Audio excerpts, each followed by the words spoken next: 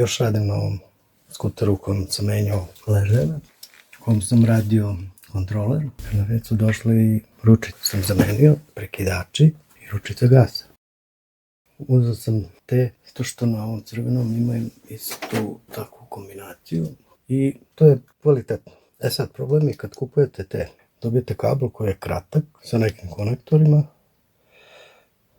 koji naravno ne odgovaraju ovdje, zato što konektori ovdje su ovakvi. I ja sam to morao da prespavim. Koristio sam stare, original kablove koje sam prebacivao sa starih uređaja na nove. S tim što sam morao da dodam, kombinacije za svetla su mi bila na ovom prekidaču, a sad su na ovom. Tako da sam morao da prespavim direktno ovdje na kablovima, moglo da mi radi. I to sam završio. Kupio sam i neke dodatne reflektore koje ću sada, pošto mi je motor rastoren i ispravan, i polako pakujem sve što sam završavao.